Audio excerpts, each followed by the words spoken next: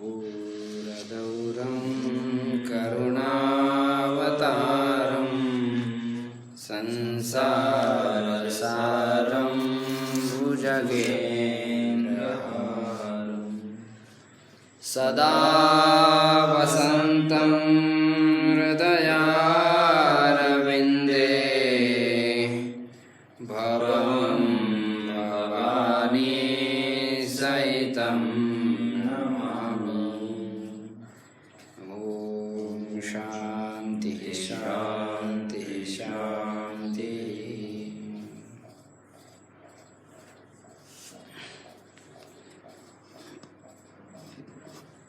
सभी भक्तों के द्वारा पंच देवता की उपासना करनी चाहिए, ऐसा महापुरुषों का अभिप्राय है। क्योंकि इसमें प्रमुख रूप से जो शिव जी है, वे सभी भक्तों को भक्ति प्रदान करते हैं।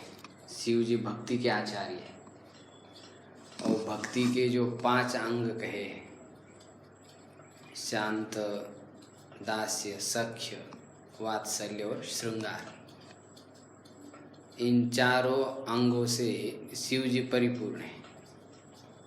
उनके अंदर शांत भक्ति भी उतनी, दास्य भक्ति ही उतनी मात्रा में, और सख्य भक्ति भी, वात्सल्य भक्ति और श्रृंगार भक्ति,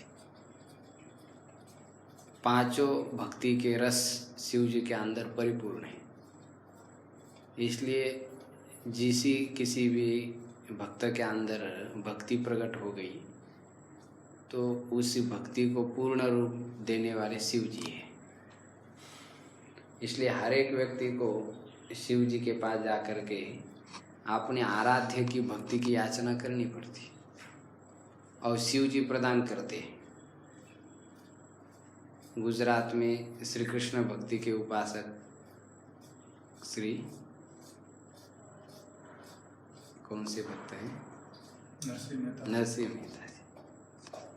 तो उनको रास लीला में प्रवेश और श्री कृष्ण का साक्षात्कार शिव जी ने किया और भक्ति में दृढ़ता भी शिव जी ने की, वे स्वयं अपने मुख से कहते। जो परंपरा में वो जन्मे थे, हाँ, वो परंपरा शैव परंपरा, नागर ब्राह्मण। अच्छा, तो नागर ब्राह्मण कभी कृष्ण को नहीं मानते।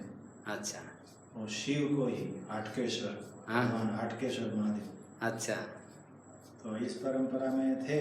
हाँ, तो घर से जो उदास हुए तो गोपनाथ महादेव में जाकर उन्होंने महादेव को तपस्या करके प्रसन्न किया।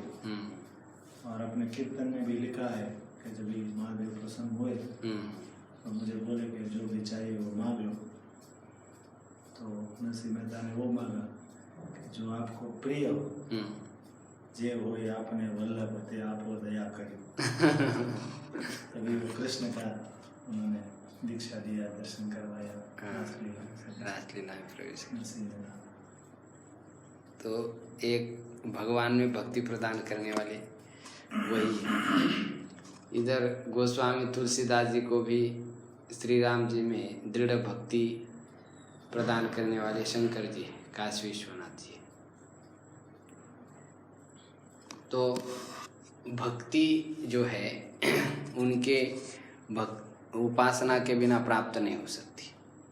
गोस्वामी जी कहते हैं, और एक गुप्त मत सब ही कहु कर जोरी, शंकर भजन बिना नर भगति न पावई मोरी। तो शिव जी के भक्ति के बिना भक्ति की प्राप्ति नहीं हो सकती।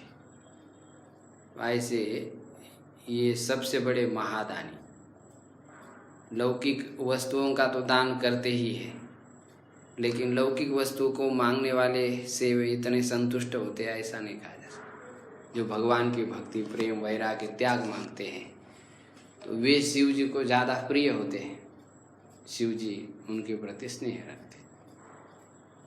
तो मुख्य भगवान का जो स्वरूप है एक ही है, तो विविध अवतारों के रूप में भगवान प्रकट हो गए। तो शिव जी ही सर्वोपरि है, ऐसे शिव भक्त कहेंगे। और अन्य जो भी उपासना करने वाले वो भी कहेंगे हमारे भगवान सर्वोपरि। तो शिव, ब्रह्मा और विष्णु, ये जो तीनों देवता मुख्य रूप से माने जाते हैं।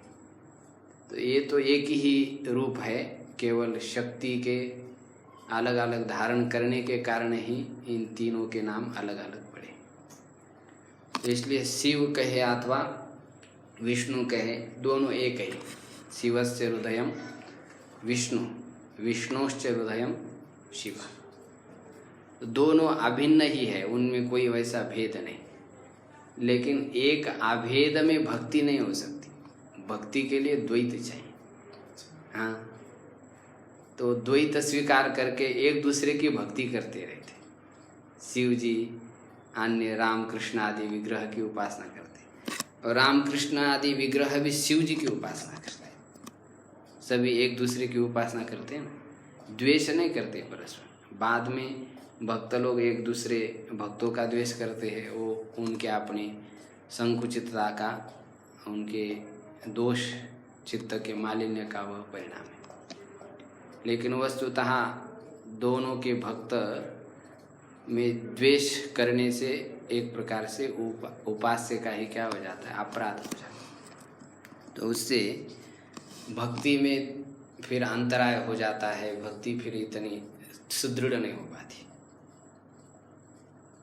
जब हमारे उपास्य ही दोनों एक दूसरे के प्रति इतने अनन्य हैं। पंढरपुर में श्री विठलनाथ जी को आप देखेंगे तो शिव जी की कितनी उपासना करते हैं कि उन्होंने शिवलिंग ही अपने सिर पर धारण करके रखा ऊपर अभी भी धारण करके रखा है। तो पहले उनका अभिषेक होता है, फिर उसके बाद विठलनाथ भगवान करते हैं। ऐसे दोनों अभिन्न है, इनके बीच में जो है भेद नहीं देखना चाहिए। इनकी उपासना यथासंभव कर लेनी चाहिए। तो उपास्य ही जब अत्यंत प्रसन्न हो जाते, खुश हो जाते हैं, तब वो इस प्रकार शिव जी के उपासना के प्रति हमको प्रेरित करते। सात्विक उपास्य है नहीं, इसलिए सभी उपासना करते। और ये शिव ज्योति रूप में है, इन्होंने अपना जो चिन्ह लिंग के रूप में अभिव्यक्त किया है। तो उसकी उपासना कितने सारे देशों में होती है, सभी जगह पर होती है। ऐसा कौन सा स्थान होगा जहाँ शिव जी नहीं होगा। सर्वत्र उपासना होती है, विशेष करके श्रावण मास में अधिक मात्रा में होती है। तो बहुत दिन से हमारी इच्छा थी कि शिव महिमा स्तोत्र करना चाहिए, क्योंकि इसमें तात्विक स्वरूप का बहुत वर्णन किया है, दार्शनिक रूप से बहुत वर्णन किया है। तो इसका चिंतन होना चाहिए। तो इसलिए आप शिव जी की स्तुति इस स्तोत्र के माध्यम से की है। तो शिव महिमा का विचार हम अब करेंगे। उस शिव महिमा के ऊपर कई टीकाएं लिखी है, लेकिन उसमें प्रमुख जो टीका है श्री मधुसूदन सरस्वती जी, इनके द्वारा विरचित है मधुसूदनी टीका। आज श्रावण मास का प्रारंभ है। आज श्रावण मास का प्रारंभ है गुर्जर प्रांत में। वैसा आज तो प्रतिपदा शुक्ल, श्रावण शुक्ल प्रतिपदा आज। तो ये जो चांद्रमास और सौर मास माना जाता है, तो ये इस तरह आज प्रारंभ है। वैसे यहाँ तो आषाढ़ी पूर्णिमा से वो शुरू हो जाता है, मालूम है। लेकिन हमारे वहाँ आज श्रावण मास, गुजरात में, महाराष्ट्र में आज से शुरू हो जाता है। तो यहाँ 15 दिन बीत गए और 15 दिन बचे। तो हम श्रावण मास में ही एक प्रकार से उनकी आराधना करते। गोस्वामी जी कह रहे हैं, न यावत उमानाथ पादारविंदम भजन्ति हलोके परे वानराणाम न तावत सुखम शांति संतापनाशम प्रसीद प्रभो सर्वभूताधिवासम। न यावत उमानाथ पादारविंदम, जब तक उमानाथ के पादारविंद प्राप्त नहीं होते, न तावत सुखम शांति संताप नाश, सुख की प्राप्ति नहीं हो सकती है और संताप का नाश नहीं हो सकता है।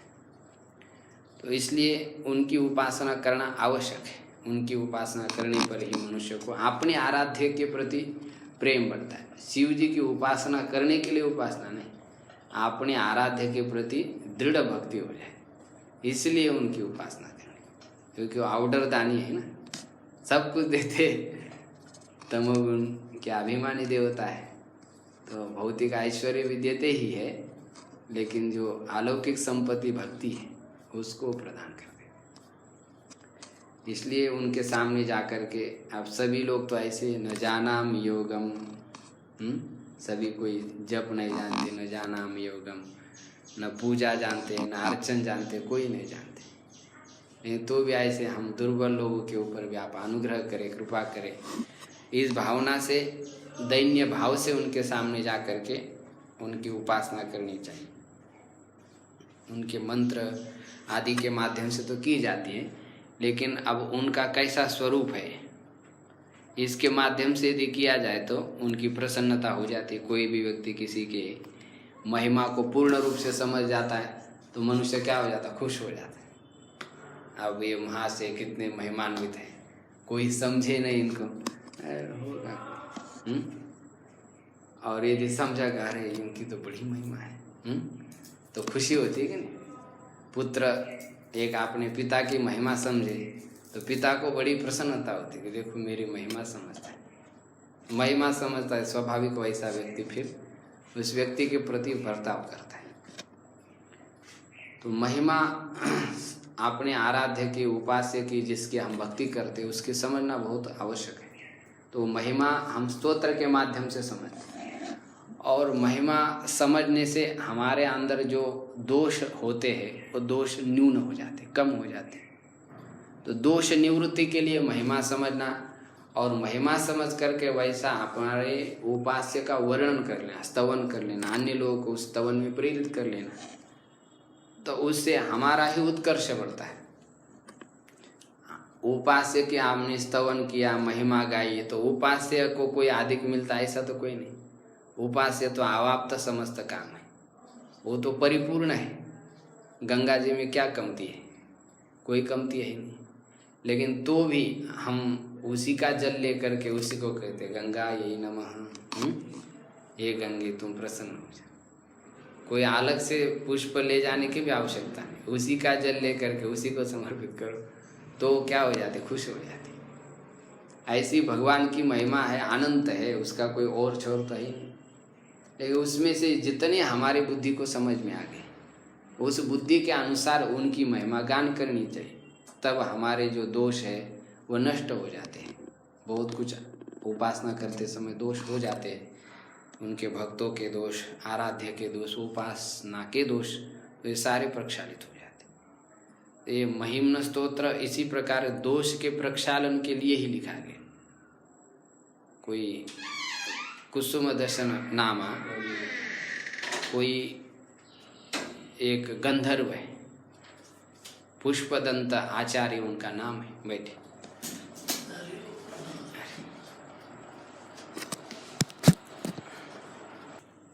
पुष्पदंत नाम का एक गंधर्व है। वो गंधर्व शिव जी के उपासक है, शिव जी की आराधना करते हैं। आराधना करते समय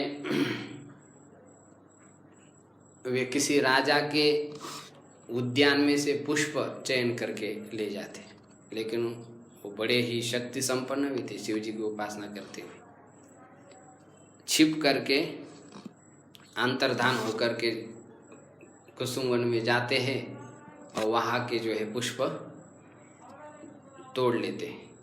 तो राजा को कोई पता नहीं चलता है, कितने दिन हो गया कौन पुष्प ले जा रहा है इसमें से।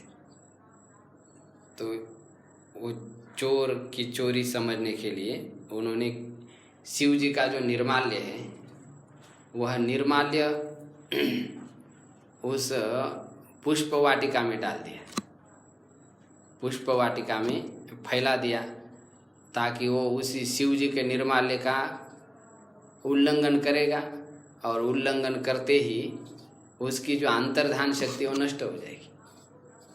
ऐसा ही किया, उसके अंतर्धान शक्ति नष्ट हो गई, राजा ने उसको पकड़ लिया। तो पुष्पदंत के समझ में आ गया कि मैंने शिव जी का निर्माल्य उल्लंघन किया है, इसलिए मेरे अंदर की शक्ति लुप्त हो गई। तो उसने थोड़ा मन एकाग्र करके शिव जी की स्तुति करना आरंभ कर दिया, ताकि मैं ये शिव निर्माल्य उल्लंघन करने के दोष से क्या हो जाऊं, मुक्त हो जाऊं। शिव जी का निर्माल्य उल्लंघन करने से इतना बड़ा दोष हो जाता है। इसलिए कोई भी उपास्य भगवान हो तो उनका जो निर्माल्य होता है यथोचित स्थान में डालना चाहिए, जैसा कि वो पैर के नीचे न आ जाए, वहाँ पर सूख करके वो मिट्टी हो जाता है। तो कहीं पर भी डाल देते हैं, पैर के नीचे आ जाता है, लोग थूक जाते हैं, तो उससे भी एक प्रकार का अपराध बन जाता है। तो इसकी बहुत सावधानी रखना चाहिए, बिल्वपत्र आदि पैर के नीचे नहीं आना चाहिए। तो इस दोष के कारण अपनी जो शक्ति अब नष्ट हो गई, फिर दोबारा प्राप्त करने के लिए पुष्पदंताचार्य जी स्तुति कर रहे हैं शिव जी की, क्योंकि स्तोत्रम कस्य न तुष्टय। स्तोत्र जो होता है वो किसकी प्रसन्नता का कारण नहीं होता है। स्तोत्र से सब क्या हो जाते हैं, प्रसन्न हो जाते हैं। मनुष्य भी खुश हो जाते हैं, और जो मनुष्येतर प्राणी है वह भी खुश हो जाते हैं। सम्मान थोड़ा सा दिया जाता है, कुत्ते को भी दिया जाए बढ़िया, तो वो भी खुश हो जाता है, जो चाहे काम करने लग जाता है। तो स्तोत्र से सब कुछ प्रसन्न हो जाते हैं।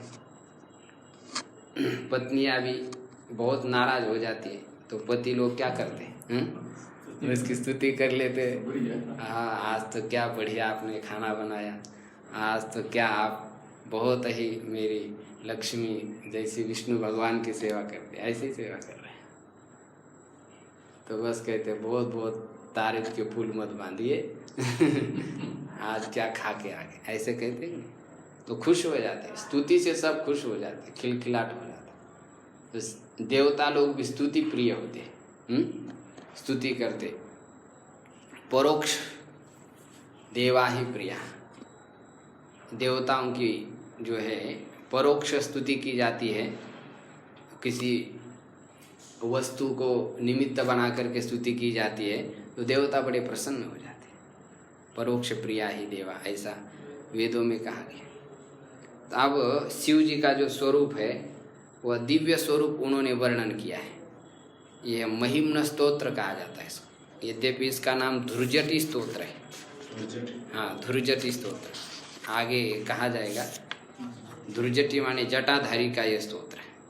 धुर्जटी माने जटा धारण करने वाले, उनका यह स्तोत्र है।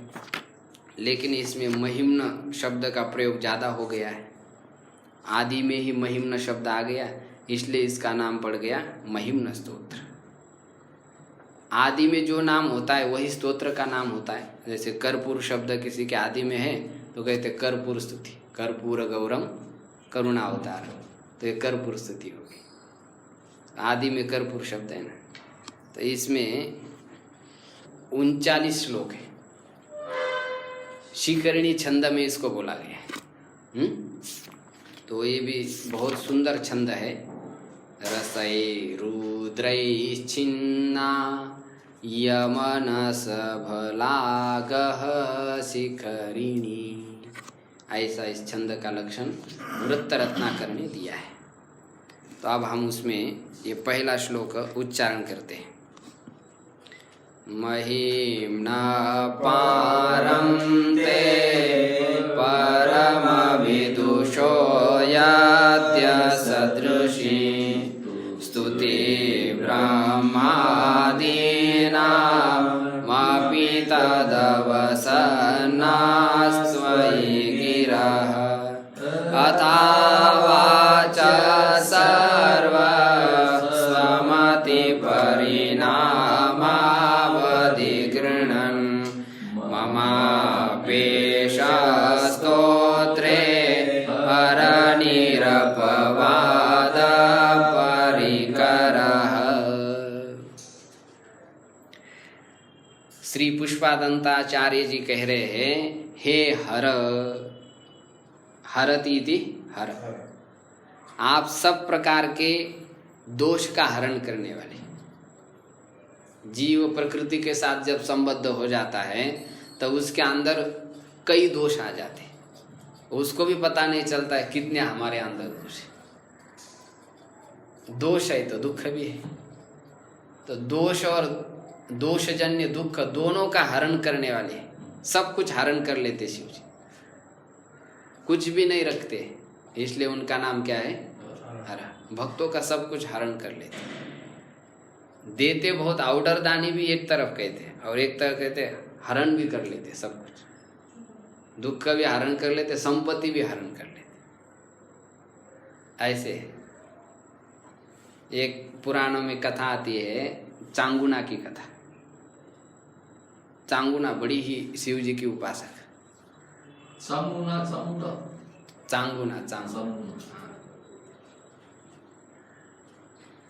राजा की पत्नी है, श्रेया नाम के राजा है। बहुत दिन से शिव जी की उपासना कर रही है। तो शिव जी प्रतिदिन उसकी प्रतीक्षा करते, मंदिर में आती, उपासना करते।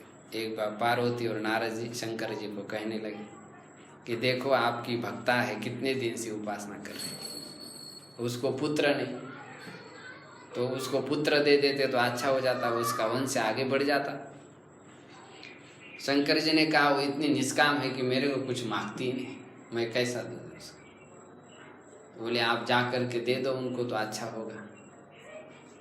तो बोले ठीक है। तो शिव जी एक जोगी का रूप धारण करके उसके घर गए, जा कर के उससे अन्न आदि ले लिया और कहा क्या चाहते हो? बोले बहुत दिन हो गए, बहुत प्रयास किए लेकिन पुत्र नहीं हुआ, यदि एक आधा पुत्र हो जाए तो अच्छा है।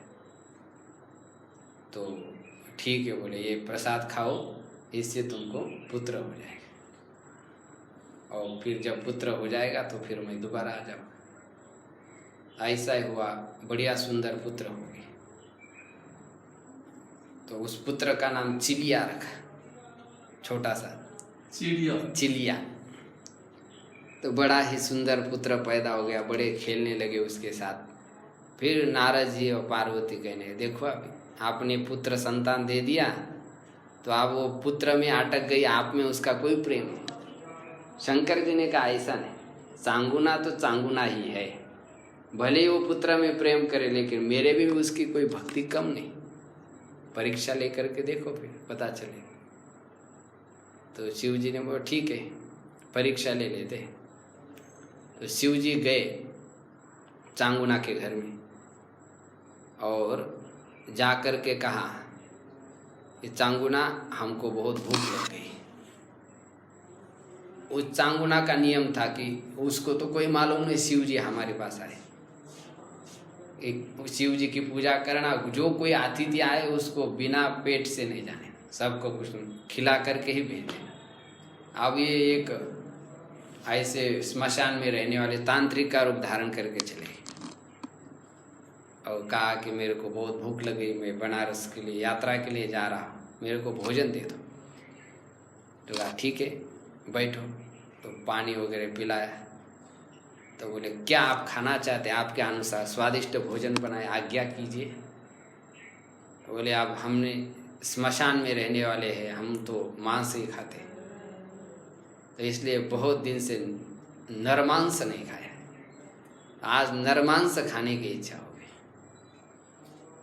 अरे तो उसको तो बड़ी समस्या हो गई, नरमांस तो कैसा बनाया जाए, किसको काट करके खिलाया जाए, और ये तो समस्या हो गई। बताओ खिलाती हो या नहीं खिलाती? नहीं तो मैं चला जाता हूँ, तुम्हारा सत्व हरण हो जाएगा, तुम्हारी भक्ति कम हो जाएगी। नहीं नहीं बोले खिलाएंगे, लेकिन आप किसको मैं खिलाऊं? बोले अभी अभी जो आपका चिलिया हुआ है उसका ही मांस काट करके हम खिलाओ। तो तुरंत रोने लगी। अब बोले कुछ समय मेरे को विचार करने के लिए दे दो। रोते रोते घर गई, देखती है चिलिया बढ़िया सीख रहा है, गुरु के पास जा कर के विद्यालय में रो रही। नारद जी कह रहे देखा है कि नहीं, आपने कहा बड़ी भक्ति है, अब आपको खिलाने का कोई समय आया, अतिथि की सेवा करने का प्रसंग आ गया, तो देखो मुकर गई कि नहीं पीछे। ऐसा नहीं, देखो आप भी आगे लीला देखते हो। बहुत रोने लगी, क्या किया जाए क्या क्या। तो वही पैर उसके वेश में, तांत्रिक के वेश में शिव जी गए। खिलाती हो नहीं खिलाती, नहीं तो चला जाता। नहीं नहीं अभी खिलाते।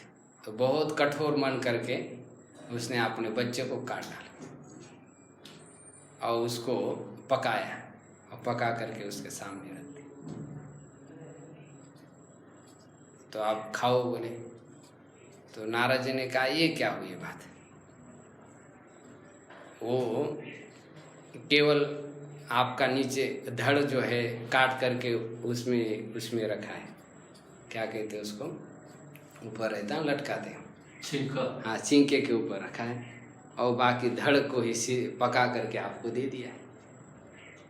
तो धड़ देने के लिए को उसको भी पका करके खिलाओ बोलना, और ऐसा नहीं खिलाना, बढ़िया लारी गाते हुए उसको कूटना है और लारी गाते हुए पकाना और वैसा खिला देना। ठीक है। इधर नारद जी इनके कान फूंक देते तो आगे सब मांस पका करके देते। इसका आपने सिर का मांस तो हमको दिया ही नहीं, तो ये हम नहीं खा सकते। वो सिर जो रखा है उसको बढ़िया पकाओ, रोते हुए नहीं पकाना, बढ़िया लारी गाते हैं। अब तो बड़ी कठोर परीक्षा हो गई। और चलो अब तो धड़ ही कट गया, उसकी संवेदना पूरी नष्ट हो गई। तो आप जैसा कहते वैसा कर लोगे। किया पूरा मुसल में कूट करके लारी गाते हुए बढ़िया हंसते हंसते सब पकाया, फिर ला करके दे दिया। अब पति घर में नहीं था, वो कई युद्ध पर चला गया, श्रीयाल नाम का राजा। तो नारद जी ने कहा ऐसा नहीं, सब मिल करके सब खाए तब तो मजा आएगी। तो आप अकेले खाओगे, उसका पति पत्नी नहीं खाएंगे तो कुछ भी नहीं, तो कोई परीक्षा ही नहीं हुई। और ठीक है, आपके पति का है बोले तो युद्ध के लिए गए, वो जब तक नहीं आएंगे तब तक हम कुछ नहीं खाएंगे। तो 2 दिन के बाद पति आए, पति को बिठा दिया, उसको भी बिठा दिया, बोले 3 थाल लगाओ।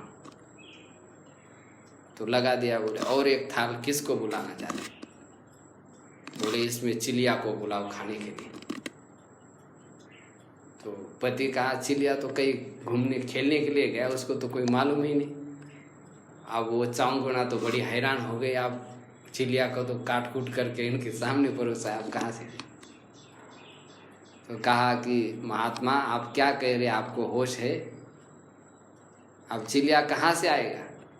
हाँ तो बोले निपुत्रिक है, आपके घर में मैं भोजन नहीं कर सकता जब तक चिलिया नहीं आएगा तब तक। बोले कहाँ है चिलिया? अभी चिलिया तो है नहीं। तो बुला दिया, हाक मार दिया कि चिलिया जाओ। बोले बाहर जा करके हाक मार दिया उसकी माता ने, तो तुरंत चिलिया आ गई। तो इतनी बड़ी कठोर परीक्षा ले लेते। और इधर देखे तो कभी तो इतने आसानी से सब कुछ दे डालते कि जलधारा प्रिय शिवा, केवल जल की धारा और एक बेल पत्ता यदि समर्पित कर दिया तो बहुत सारी संपत्तियां भी प्रदान कर देते। और एक तरफ देखे तो सब कुछ हरण कर लेते, परीक्षा ले लेते, बड़ी कठोर ले लेते। इसलिए उनको क्या कहते हैं? हर कहते, हरती थी। हाँ, जो सब कुछ हरण कर लेते। दुख तो हरण कर ही लेते, और विचार कभी मन में आ जाए तो संपत्ति भी हरण कर ले। तो ऐसे आप हर है तो मैं बोल सकता? हाँ, ये जो आपने कथा सुनाई, हाँ, वो कथा वास्तव में शिव भगवान की तो है या नहीं वो तो पता नहीं। हाँ, पर ये सेठ संघर्षा की कहानी है। गुजरात में हाँ, ये जो हमारा देवेंद्र यहाँ पढ़ता है, हाँ, उसके गांव की ही कथा है। अच्छा हम जी। उसको चेलैया बोलते हैं। अच्छा, और शेठ सगाड़सा हाँ, और सदगुणा देवी, उसके वहाँ भगवान ये अवधूत के रूप में आए। तो शिव, आप शिव को कोई भी, तो ये लौरी भी वहाँ गुजरात में प्रसिद्ध है। गुजरात में जगाते तारे हाल रड़े पड़े हड़ताल कुंवर से लैया रे कुंवर खमा खो। खानते खानते दोनों पति पत्नी गाते हैं। ये सभी कथा आपने सही बताई। एक वो नहीं, उसका क्या है, अलग अलग प्रांतों में उसको अलग अलग ढंग से लिखा है। सही। तो इसलिए कई नाम भी अलग आ जाते, उसका स्वरूप भी अलग आ जाता। हाँ। तो उधर अलग है, कई पुराणों में भी अलग अलग ढंग से रहता है। तो इसलिए मैं जैसा पढ़ा वैसा आपको हाँ, बताया। जैसे प्रहलाद का भी है ना, हाँ। प्रहलाद यहाँ प्रकट हो, कोई यहाँ प्रकट हो, ऐसा। तो ऐसा थोड़ा थोड़ा अंतर रहता है उसमें, पुराणों में भी। चिलिया बोला तो हम चेलैया, तो गुजराती में चेलैया। चेलैया। हाँ, तो चिलिया चेलिया। हाँ। श्रीयाल राज, आप क्या बोले? सगाड़ सगाड़शा। और इसमें आपने जो अंत में कहा हाँ। कि भगवान ने ऐसा कहा था ना कि हम जिसके पास पुत्र न हो हाँ। तो उनका मन नहीं खाते। हम्म। तब उनकी जो सेलैया की जो माता थी उसने कहा कि मेरे पेट में गर्भ है अभी 6 मास का। और कटार हाथ में ली और वो चीरने के लिए तैयार, उनको दिखाने के लिए तैयार हो गए। तब भगवान ने अपना मूल स्वरूप है इसमें धारण किया और उनको प्रसन्न हो गए। तो ऐसा भी आ जाता है कभी कभी, कथा में भेद तो होता है। तो तात्पर्य कहने का यही है कि वो भक्त की परीक्षा भी लेते, बहुत लेते, तो इसलिए उनको हर कहते। तो पुष्पादंताचार्य जी कह रहे हैं महिम्नः पारंते, आपकी महिमा का जो पार है उसको तो मैं जानता ही नहीं। और स्तुति करने के लिए उपास्य देव के गुण मालूम होने चाहिए ना। गुण ही मालूम नहीं हो, कोई व्यक्ति किसकी क्या महिमा कर वर्णन करेगा? आपके कोई गुण ही मेरे को मालूम नहीं, तो जो भी मैं वर्णन करूँगा वो आपके योग्य हो ही नहीं सकता है। स्तुति करने के लिए गुणों का ज्ञान होना आवश्यक है, तभी वो उपास्य के सदृश होगी। तो ये कह रहे हैं आपके महिमा के अवधि को मैं नहीं जानता। तो यदि आपके योग्य यह स्तुति नहीं होगी, यदि असदृश, यदि ये आपके सदृश नहीं होती है, तो इसमें कोई आश्चर्य नहीं। क्यों आश्चर्य नहीं? क्योंकि स्तुतिर ब्रह्मादि नाम अपि त्वद अवसन्ना त्वयि गिरः। ब्रह्मादि जो देवता हैं, शेष आदि, उनकी भी स्तुति आपके योग्य नहीं हो पाती है। तो मेरे जैसे आज्ञानी पुरुष की स्तुति आपके योग्य न हो जाए तो इसमें क्या दोष है? मेरा कोई दोष नहीं इसमें। जितनी बुद्धि है उतनी मैं आपकी स्तुति करूँगा। और यदि मैं आपके स्तुति करता हूँ और वो यदि निर्दुष्ट हो जाता है तो यह मेरा जो स्तुति करने का प्रयास है वो सफल हो जाएगा। अथावाच सर्वस्वमति परिणामावधिगृह्णन्, इसी श्लोक में कह रहे हैं आप सर्वस्वमति परिणामावधिगृह्णन्। तो आपके योग्य स्तुति मैं नहीं कर सकता, लेकिन तो भी मेरे बुद्धि को जितने गुण आपके संकलित हुए, गृहित हुए हैं, तो उसके अनुसार मैं आपकी स्तुति करता हूँ।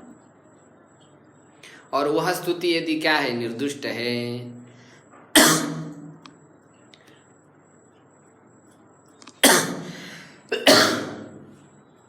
यदि ब्रह्मादिक लोगों को भी क्या है, स्तुति यदि आपकी योग्य ही है, इतने बड़े ज्ञानी होने पर भी, तो ऐसी मेरे बुद्धि के अनुसार की हुई जो स्तुति है वह भी यदि योग्य है तो ममापेश स्तोत्रे हर निरपवाद परिकरा, तो मेरा भी यह जो स्तोत्र है वह निर्दोष हो जाए।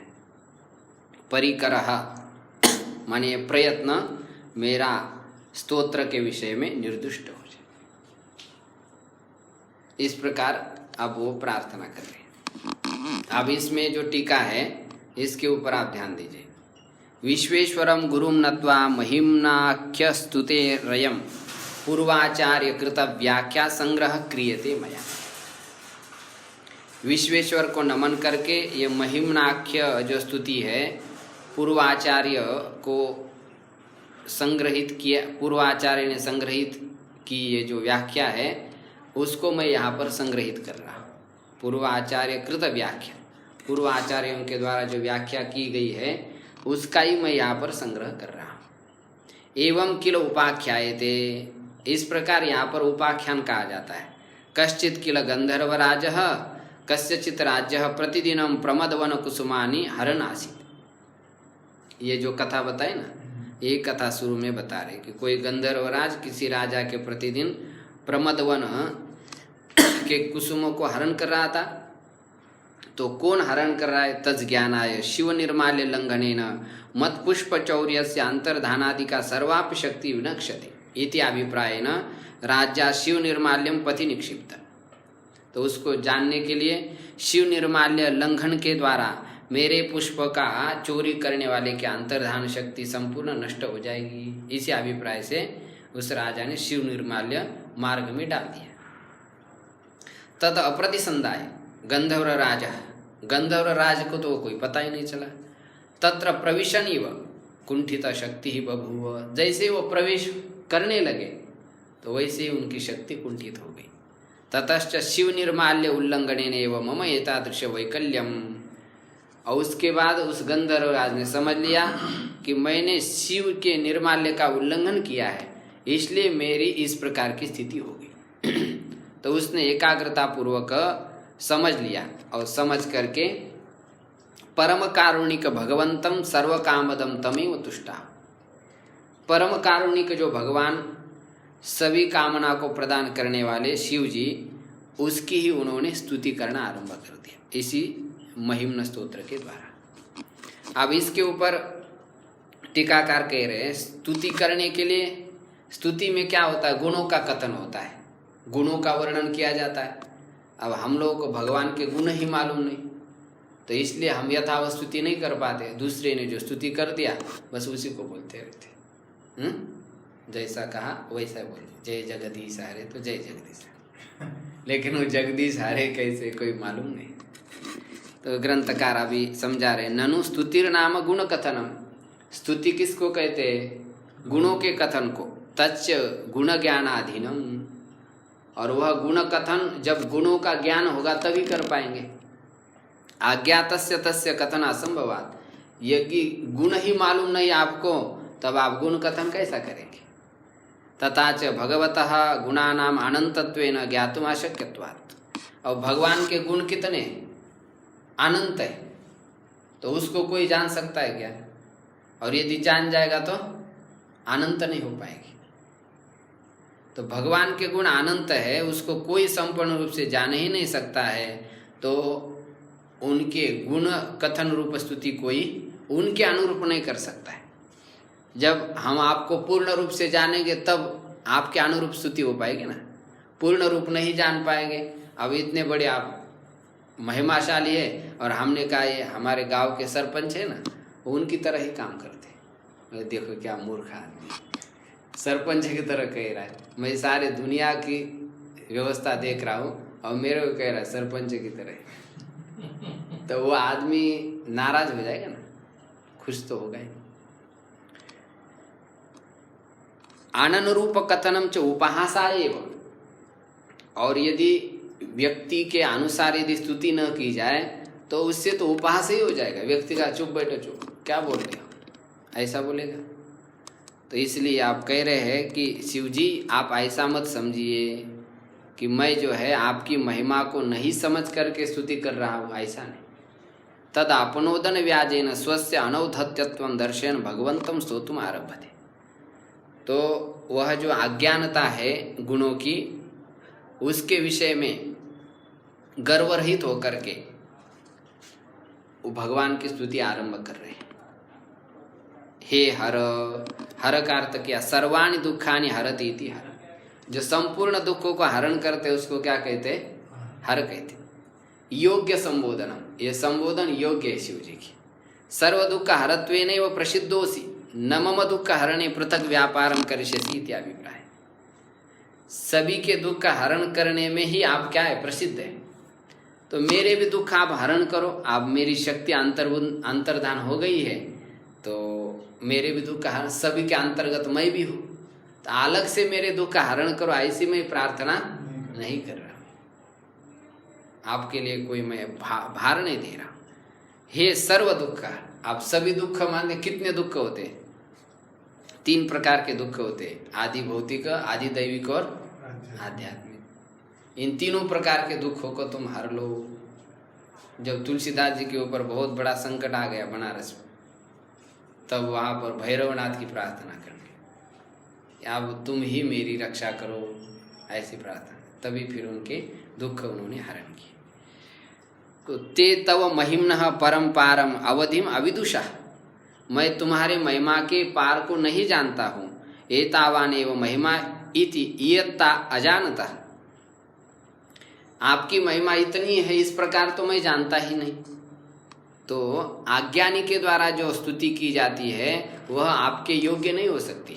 आज्ञान कर्तृका स्तुतिर यदि असदृश अनुरूपा अयोग्या, वह आपकी क्या होगी? अयोग्य होगी।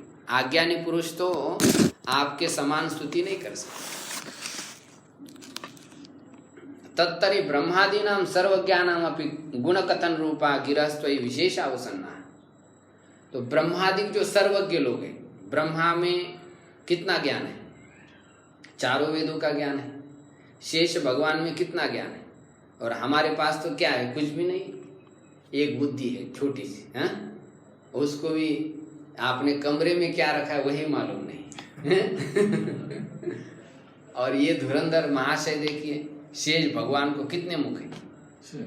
हाँ, 1000 मुख है, और उसमें एक मुख में कितनी जिह्वा है। उससे निरंतर उसका जो है वो स्तवन करते रहते हैं, लेकिन तो भी उनकी जिह्वा कभी थकती नहीं। ब्रह्मा जी 4 सिर वाले, हमको एक ही सिर है, हाँ? वो भी कभी कभी गड़बड़ा हो जाता है, तो स्तवन नहीं कर पाते। तो इतने बड़े बड़े जो देवता लोग हैं, जो कि हम लोगों के अपेक्षा से उनका प्रातिभाद ज्ञान है। प्रातिभाद ज्ञान का मतलब क्या होता है? स्वाभाविक स्वतः सिद्ध ज्ञान है उनका। जैसे पैदा हो जाते तो वैसे उनके अंदर ज्ञान प्रकट हो। देवता लोगों को थोड़ा हम लोगों की तरह गुरु के पास जाओ फिर पढ़ाई करो, ऐसा नहीं होता है। बहुत ज्ञान उनके अंदर स्वाभाविक ही रहता है। हम लोगों को एक श्लोक समझना है, गुरु के पास जाओ, पढ़ो, फिर व्याकरण पढ़ो, फिर उसके अर्थ थोड़े कुछ समझ में। उनका ऐसा नहीं, स्व प्रकट ज्ञान रहता है। लेकिन तो भी वो भगवान के योग्य स्तुति नहीं कर पाते, अधूरी स्तुति हो जाती उनकी। तो वे भी भगवान को भगवान इतने ही है इस रूप से नहीं समझ पाते हैं। तब कह रहे हैं तैरपि यत् अज्ञानात् इयत्ताया असत्वेन तद अज्ञाने सार्वज्ञम व्याघातोपि न। अब ब्रह्मादिकों को कहते हो कि वो सर्वज्ञ है। सर्वज्ञ है तो फिर ये तो उनको समझ नहीं आता है, तो ये तो वैसी बात हो गई, वध तो व्याघात हो गया ना। सर्वज्ञ कहेंगे और इधर तो अज्ञान सिद्ध हो रहा है। कह रहे कि मेरा पिता जो है वो क्या है? ब्रह्मचारी है, तो तुम कहाँ से हो गए? तो इसको कहते वध तो व्याघात। मम मुखे जिह्वा नास्ति, मेरी माता वंध्या है। मेरी माता कैसी है? वंध्या है, तो तुम कहाँ से आ गए? एक तरफ कह रहे सर्वज्ञ और एक तरफ कह रहे कि उनको भगवान के बारे में पूर्ण रूप से ज्ञान नहीं, तो कौन सा दोष आ जाएगा? वध तो व्याघात दोष आ जाएगा। तो कह रहे ऐसे नहीं, उनको भगवान के अस्तित्व रूप में पूर्ण ज्ञान है, अस्तित्व के बारे में कोई संदेह नहीं है, नहीं तो उनको भ्रांत कहना पड़ेगा। भगवान के जो गुण है वह गुण अनंत है, इस रूप में जानना ही उनका जानना है। हमने भगवान के सकल गुणों को जाना ऐसा कोई नहीं कह सकता है, क्योंकि भगवान के गुण ही कितने अनंत है। श्रीमद् भागवत में कहा गया विष्णुर्नवीर्य गणनाम कतमो रहति यह पार्थिवान्यापि कबीर विममे रजांसी। कोई मनुष्य पृथ्वी के कितने रजक गण है उसको गिन सकता है, किंतु भगवान के कितने गुण हैं इसको कोई भी गिन नहीं सकता, पूर्ण रूप से नहीं गिन सकता। इसलिए तो अनंत है। अनंत क्यों कहा जाता है उनको? क्योंकि उनके गुणों का कहीं भी अंत है ही, उनके व्याप्ति का भी अंत नहीं और गुणों का भी अंत नहीं, इसलिए उनको क्या कहा जाता है? अनंत कहा जाता है। और वेदांत के दृष्टि से जिनका देशतः कालतः वस्तुतः परिच्छेद नहीं है उसको क्या कहते हैं? अनंत कहते हैं। ये वस्तु है, इसमें वस्तुता परिच्छेद है। इस वस्तु से और दूसरी वस्तु भी है तो वस्तु परिच्छिन्न। इस वस्तु का कालता परिच्छेद है, उत्पत्ति से पहले है ही नहीं, उत्पत्ति के बाद है, नाश के बाद है ही नहीं, तो काल परिच्छेद है इसमें। देश परिच्छेद है, इस देश में है उस देश में नहीं है। तो संसार के जितने पदार्थ होते हैं उसमें 3 परिच्छेद होते हैं, लेकिन भगवान में तीनों परिच्छेद है ही नहीं। देशता परिच्छेद है नहीं क्योंकि वो सारे देश में है, कोई ऐसा देश नहीं जो उनसे रहित हो। कालता परिच्छेद भी उनमें नहीं क्योंकि वो सभी कालों में है, बल्कि काल ही उनसे पैदा हो गया है, इसलिए कालता परिच्छेद भी नहीं। और देशतः वस्तुतः और कालतः वस्तुता परिच्छेद नहीं है क्योंकि उनसे अलावा और कोई दूसरी वस्तु है नहीं। यदि दूसरी वस्तु होती तो फिर कौन सा परिच्छेद आ जाता, वस्तु परिच्छेद आ जाता, लेकिन भगवान में और दूसरी कोई वस्तु है ही नहीं। वास्तविक रूप से विचार किया जाए तो केवल एक कौन है, भगवान ही है और दूसरा कोई है नहीं। तो इसलिए वस्तुतः परिच्छेद भी नहीं है, तीनों प्रकार के परिच्छेद नहीं है, इसलिए उनको क्या कहते हैं, अनंत कहते हैं। गुण अनंत होने के कारण उनको अनंत कहते हैं, उनकी व्याप्ति का कोई अंत नहीं, इसलिए उनको क्या कहते हैं, अनंत कहते हैं। यदि ऐसी बात है तब फिर क्या करेंगे, कह रहे अपने वाणी को सफल करने के लिए मैं अपने बुद्धि के अनुसार उनके गुणों का वर्णन करता हूँ। यदि एवं पुरुषे तरी स्वमति परिणामावधि स्वस्य मति परिणाम बुद्धि विषयतया, मेरे बुद्धि का जितना वो विषय हो रहे तो बस मैं उतने ही उनके गुणों का वर्णन कर रहा हूँ। किस लिए, मेरे वाणी को सफल करने के, क्योंकि ये वाणी संसार के वर्णन करते हुए, संसार के अयोग्य व्यक्ति का स्तवन करते हुए क्या हो गई, अपवित्र। और मनुष्य का एक स्वभाव भी ऐसा है। विष्णु सहस्त्रनाम में भाष्य में शंकराचार्य जी लिखे, जैसे मनुष्य यदि धनिक लोगों की स्तुति करता है जितने प्रेम से चाव से, यदि उतने ही प्रेम और चाव से यदि भगवान की स्तुति कर जाए तब तो कौन मनुष्य संसार बंधन से मुक्त नहीं हो। हाँ सभी लोग मुक्त हो जाए, लेकिन ऐसा होता बहुत कम। तो मैं अपने वाणी की जो अपवित्रता है, अब वो संसार के लोगों के वर्णन करते थक चुकी है, उसको अभी कोई ज़्यादा रस नहीं रहा है, तो वो दोष उसके निवारण करने के लिए मैं अभी आपका स्तवन कर रहा हूँ। और यदि वो स्तवन आपके योग्य हो गया तब तो फिर ये मेरा सारा प्रबंध जो परिश्रम है वह निर्दुष्ट है, ऐसे कहे। तो मैं अपने मेरे बुद्धि के अनुसार आपका स्तवन कर रहा हूँ। और नहीं तो भी वाणी का क्या प्रयोजन है, वाणी का प्रयोजन केवल यही है कि आपके गुणों का वर्णन कर ले।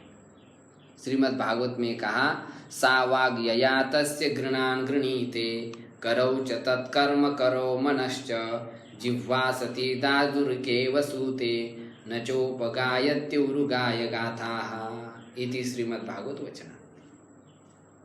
वाणी वही सफल है जिसके द्वारा भगवान के गुणगान किए जाते, बाकी वाणी तो टर्रा टर्रा मेढक के आवाज की तरह निरर्थक है बोलने वाली। धनवान की स्तुति करे अपवित्र हो जाए, हाँ वो अपवित्र हो जाती, चाहे किसी की करो, मनुष्य की। हाँ मनुष्य के स्तुति आत्मा निंदा करावी देवाची, एरा मानवाची करू नये। स्तुति करनी हो तो भगवान की और निंदा करनी हो तो भी भगवान की। मनुष्य की ना स्तुति करनी चाहिए ना निंदा करनी चाहिए, दोनों में भी नुकसान है। तो इसलिए वाणी को पवित्र करने के लिए मैं स्तुति कर रहा हूं। तरी नभः पतन्ति असमं पतत्रिणः इति न्यायेन। अब पक्षी रात दिन उड़ते रहते आकाश में, लेकिन उनको कोई आकाश का अंत मिलता है? लेकिन वो नाराज होकर कभी सोचते हैं क्या, अरे चलो छोड़ दो, कितने दिन से चल रहा हो, अभी तक आकाश का अंत ही नहीं मिल रहा है, छोड़ते नहीं हो, अपने सामर्थ्य से उड़ते ही रहते हैं। ऐसे मैं अपने सामर्थ्य के अनुसार आपकी स्तवन कर रहा हूं, यदि वो आपके योग्य हो रहा है तो ठीक ही बात है। तो इस प्रकार जो भगवान को संपूर्ण रूप से न जानने का जो दोष था, वह दोष भी पुष्पदंताचार्य ने हटा दिया। मेरी स्तुति योग्य है और आपको संपूर्ण रूप से कोई जान नहीं सकता है, ऐसा कह करके और भगवान की क्या बढ़ा दी, महिमा और बढ़ा दी कि भगवान किसी के द्वारा संपूर्ण रूप से नहीं जाने जाते। अब इस स्तुति के माध्यम से जैसे शंकर जी की स्तुति की है, ऐसे शिव जी की भी स्तुति की है। शिव जी शंकर दो आगे बढ़ा है। विष्णु जी की भी स्तुति की है, जैसे शिव जी की स्तुति की है ऐसे विष्णु हरि की भी स्तुति की, जैसे हर की ऐसे हरि की भी स्तुति है। ऐसे दोनों की एक ही स्तोत्र से दोनों के, जैसे विनय पत्रिका में गोस्वामी जी ने क्या कर दिया, एक ही पद्य में दोनों की स्तुति की है। हरि शांकरी पद्य कहते हैं उसको, हरि शांकरी पद्य है, वो भी देखेंगे हम एक पद्य में विष्णु भगवान की स्तुति, एक पद्य में शंकर जी की स्तुति, ऐसे दोनों की एक साथ एक ही पद्य में बड़ी रोचक स्तुति है। ऐसे यहाँ पर भी एक ही पद्य में दोनों की भी स्तुति है। आप जब हरि पक्ष में स्तुति करेंगे तो कैसी होगी, ये क्यों ऐसा कर रहे हैं, क्योंकि शंकर जी और हरि दोनों क्या है, एक ही है, दोनों अलग नहीं, एक ही तत्व है, केवल कार्य करने के लिए दोनों अलग अलग हुए हैं। यह बताने के लिए यहाँ पर जिस स्तोत्र से हर की स्तुति की गई है, उसी स्तोत्र से हरि की भी स्तुति कर रहे हैं। तो यहाँ पर कैसा अर्थ होगा, अहर इति, पहला हर हमने किया था, अब अहर संबोधन करेंगे। अहर हर का मतलब होता है हरण करने वाला, न हर इति अहर माने पालन करने वाला। तो पालन करने वाला कौन है, विष्णु भगवान।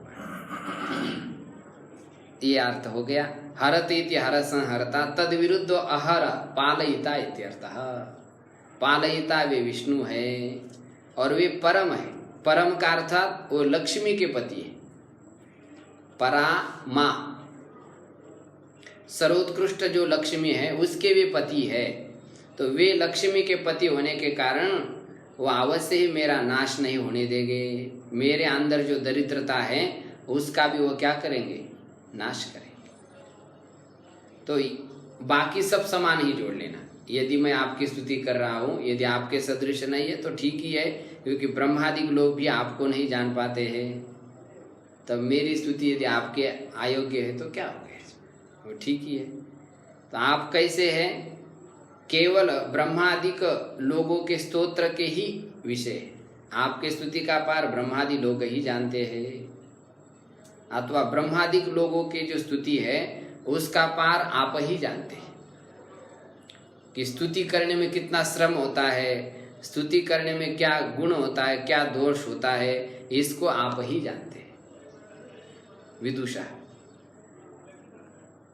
सभी देवताओं के स्तुत्य कौन है, भगवान ही है, और निर्तिशेष सर्वज्ञ जो है वे भगवान है। तो आप ही सर्वोत्कृष्ट है, यह बता दिया कि मैं अपने बुद्धि के अनुसार आपकी स्तुति कर रहा हूँ, और इस स्तुति के द्वारा आप मेरे साथ संभाषण करें। किसी की भी हम स्तुति करेंगे तो क्या कर लेते, उसके साथ बातचीत कर लेते हैं। तो ऐसे आपकी स्तुति करके मैं अभी आपके साथ बातचीत करूँगा। एक बार भी यदि कोई आपकी स्तुति कर लेता है तब वह नमस्कार करने योग्य होता है, और जो सर्वदा यदि आपकी स्तुति करता है तो वो तो हमेशा सबके द्वारा क्या होता है, पूजनीय होता है, आराधनीय होता है। तो इस प्रकार मेरे द्वारा की गई जो स्तुति है वह अयोग्य होने पर भी वह स्तुति आपके पास मेरे को पहुंचा रही है, और यदि योग्य मैं आपकी स्तुति करूं तो उससे क्या फल नहीं मिलेगा, अर्थात सब कुछ फल मिलेगा। अयोग्य स्तुति करने पर भी मेरे को आपका सानिध्य प्राप्त हो रहा है, और यदि योग्य स्तुति आपकी मैं करूँगा तो मेरे को सब कुछ फल मिल जाएगा। इस प्रकार ये हरि पक्ष में भी जोड़ना है और हर पक्ष में भी जोड़ना है।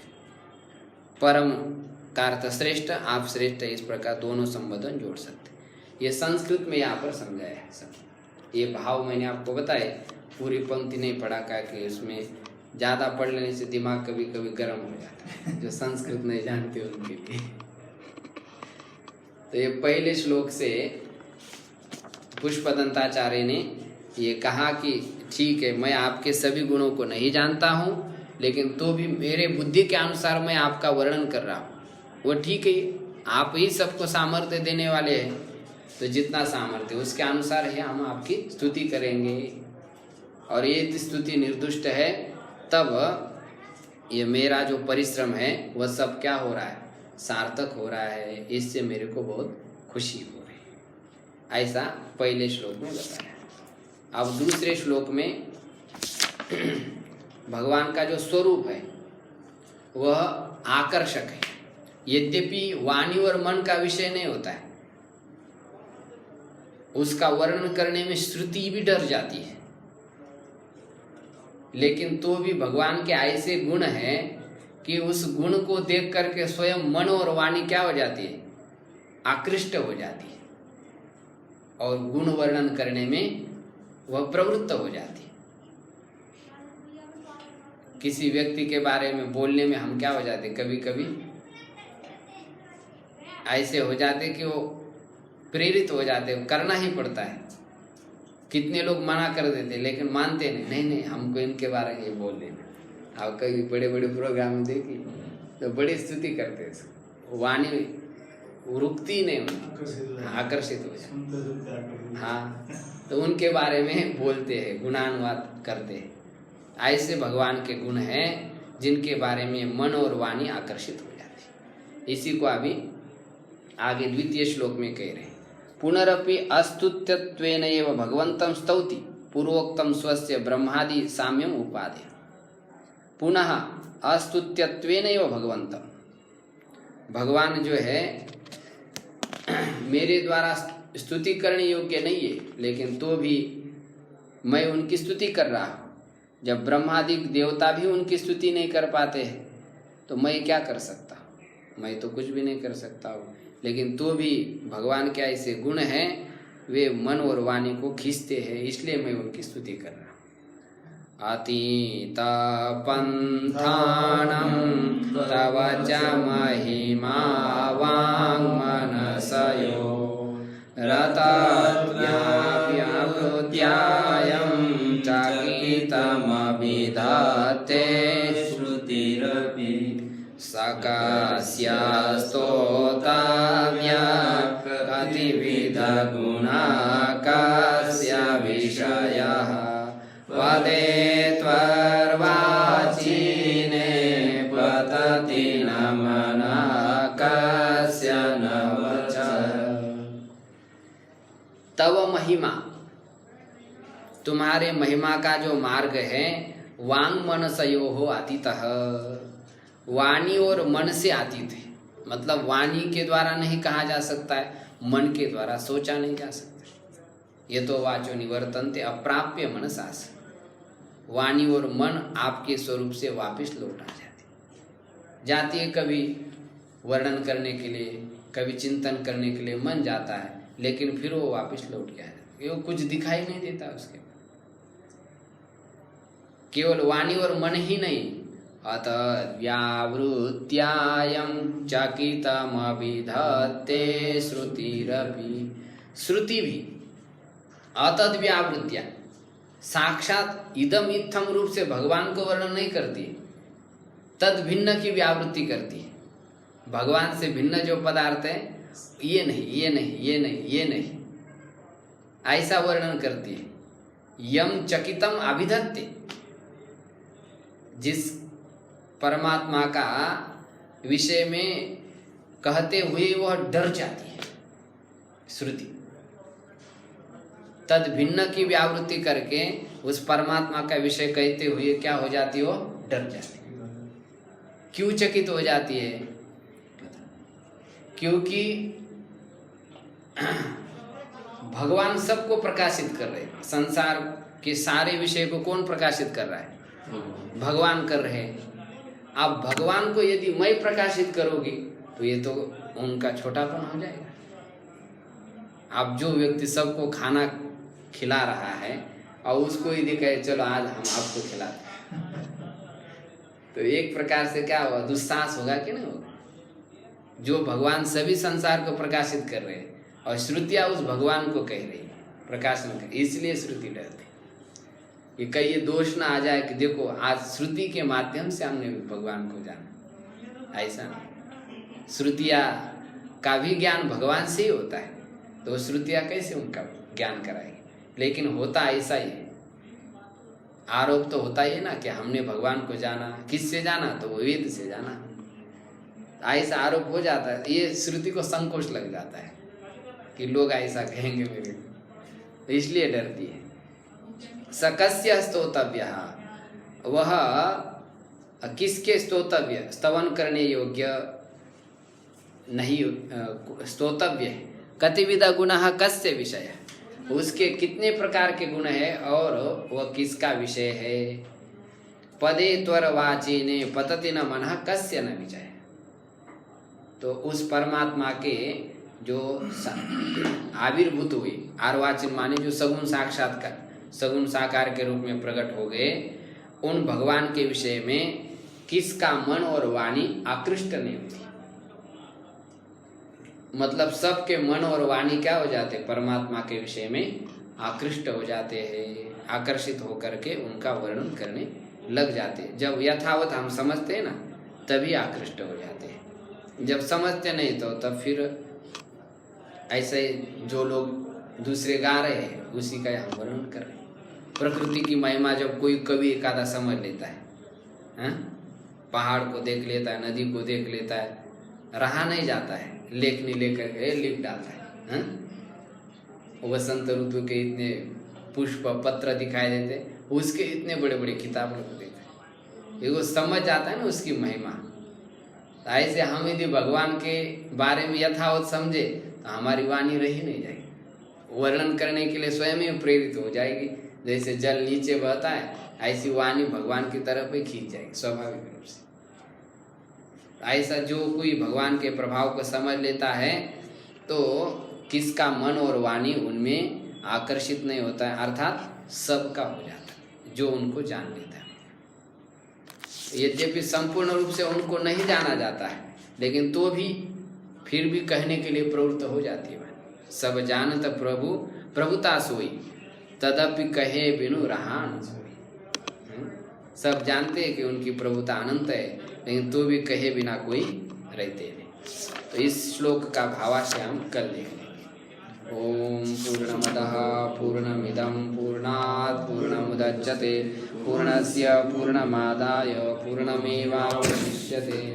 ओम शांति शांति शांति।